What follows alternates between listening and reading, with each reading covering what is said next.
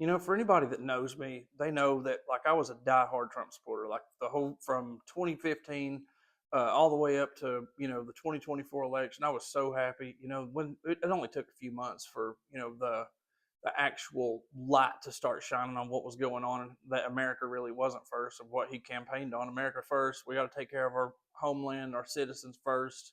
But it didn't take long to show that a tiny hat country over in the Middle East, the size of New Jersey, came in priority over us. Well, and then all the fraud, in Minnesota it's been revealed and came to light, and it's become a big story. Then you've got all the ICE agents going up to deport the illegals, and then you've got all the protesters that are going up there and raising hell. But with the fraud thing is what I want to touch on real quick. So for me, the fraud is the biggest thing that pisses me off, honestly, because I take it personally. So when I was 17, like I wrestled, lifted weights, took Brazilian Jiu-Jitsu classes, boxing. I played basketball almost every single day at the park, and I was a really active person. And then I started getting this odd back pain. Like I just thought it was growing pains, and so did my family, honestly. And then I just put it off. Then I went and had an X-ray done. Well, my doctor used to be the sports medicine doctor for University of Tennessee, and he saw something in that X-ray that only an MRI would reveal, and he sent me for an MRI. And like I said, I put it off too for a while.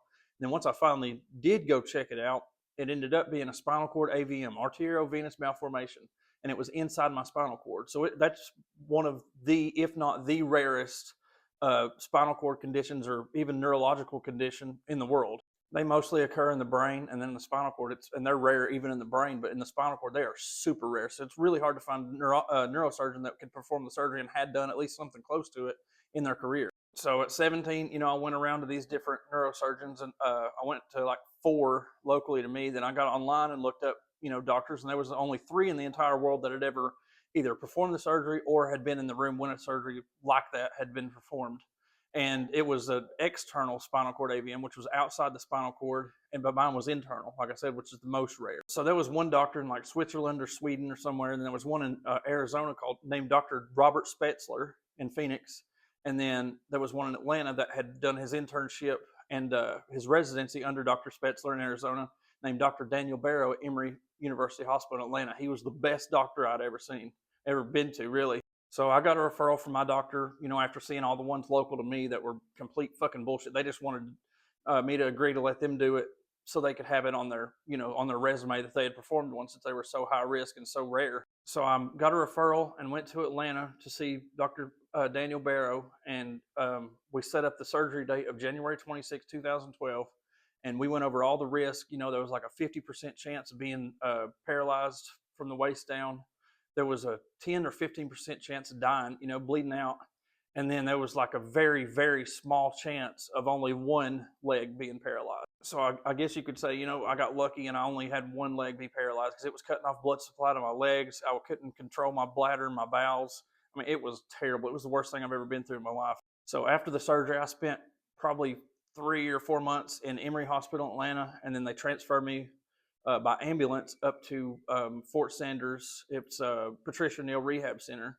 And I stayed there for close to 6 to 8 months inpatient. And then I finally got switched to outpatient. I had to go up there 5 times a day, which is 60 miles from where I live. And then after like 2 months, they dropped it down to 4 times a week, and then 3 times a week, 2 times a week. And then I was supposed to continue going, but I ended up just, because I started being able to walk after about 2.5 to 3 years. I was able to walk without a walker or anything, but I still fail a lot, and I still do, because my leg just gives out. It's a whole lot smaller than the other one. I'll show you a picture here.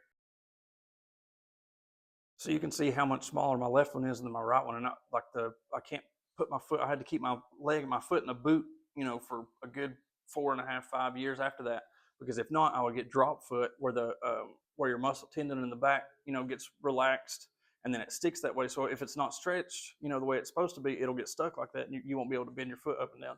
I still drag it a little bit, like the ball of my foot will still drag the ground every once in a while whenever I walk, but I mean, I'm just grateful to be alive and not be completely paralyzed and wheelchair bound. So through all that, the doctors and some of my family members tried to push me to get on disability. Well, I didn't want to get on disability because I didn't want to get content. I wanted way more out of life than be, stuck on disability, not able to do anything, and then, get comfortable. And that would be my that would be my life from then on out. And that's where the point of the video comes from. Like this, the fraud that's happening in Minnesota over the autism, the daycare centers, and all this shit. Like they're getting millions of dollars for nothing. And me going through what I did, it's hard enough to live. You know what I mean? I didn't want to live off the government, and it would take forever to get. I don't know how long the disability process takes, but I'm sure it takes a little while. And then just waiting and not being able to do anything between that time. And then once you get it, because I went to college, I worked at a furniture factory after I built enough strength up in it. And like I said, it's still tiny because it won't build any muscle because of the nerve damage. So whenever that fraud was revealed, I was like, hell yeah, we're finally going to get some arrests, and these people are going to go to jail, and they'll learn their lesson. But nothing has happened. And if I had done that, or any other regular American had done that, defrauded the government for that much money, or any money at all, we would be put under the fucking jail. And these people are still able to walk free, still probably, get their funding. I know they cut off that funding, but they've made millions. They don't have to do anything. They can go back to Somalia and live fucking high on the hog for the rest of their life, probably, on what they've just made here. But my point is, like, the American dream is for everybody except for Americans. Like, I know it's doable, but we have to work 20 times harder, and we don't get nearly the breaks that they do. Like, I had a successful career, 12 to 15 years in the trucking industry before then my uncle passed away in 2014, and I continued it after I got out of college, and I moved up the ranks. I went from $14 an hour whenever I first started at the one bigger trucking company after my uncle's, and not even 3 years later, I was up to $75,500 a year salary with 15% bonuses. Like, I did well. I worked hard, worked my fucking ass off. I was the first one in company history to hold a position in operations and safety at the same time. I was a driver manager, fleet manager, and I was the assistant safety manager, compliance coordinator. And then I moved from there, was the director of operations for a smaller company, but I did everything from payroll, ran the brokerage, was over the operations side, did payroll, did driver hire and firing, all the maintenance, upkeep, and all that shit. I did all of it. And then I moved to another company, and I was assistant terminal manager over that terminal, and I got to travel around, go see the other terminals, work out of the other terminals. It was awesome. Like, I love that industry, but I've started in the roofing industry. Like, we got at that company, we got terminal of the month out of 17 terminals, 6 months in a row. The company before that, where I was director of operations, I had the highest revenue in company history for 7 months straight. And then not even probably 8 months after I left, they couldn't keep it going. They shut the doors and closed down. So, I've been really successful in the trucking industry, but I wanted to go out on my own. Roofing industry, and I did that part-time for a while, and then finally I quit the trucking industry because it was getting slow under Biden. The rates and everything were in the tank. There just wasn't much to do in it for a while, so I got out of it, and I want to go back into it now, but like I said, I started a roofing company. That's been, it's shit.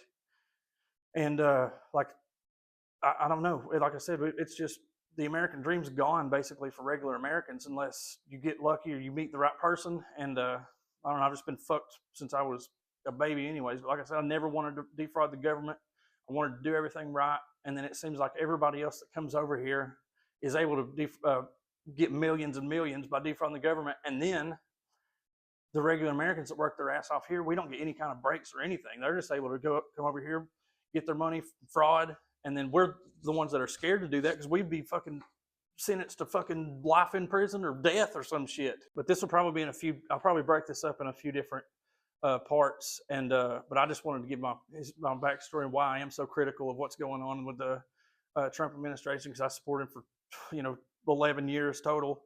And it's just fucked us even more, and we just keep getting fucked and fucked and fucked. So yeah, and like I said, the fraud thing is really personal. So I just wanted to voice my opinion on that and let y'all know, a little bit of backstory on me and all that stuff. But thank you so much if you listened to it this far. If you like my content, give me a follow and let me know in the comments. I'll let you know more if you want to know more.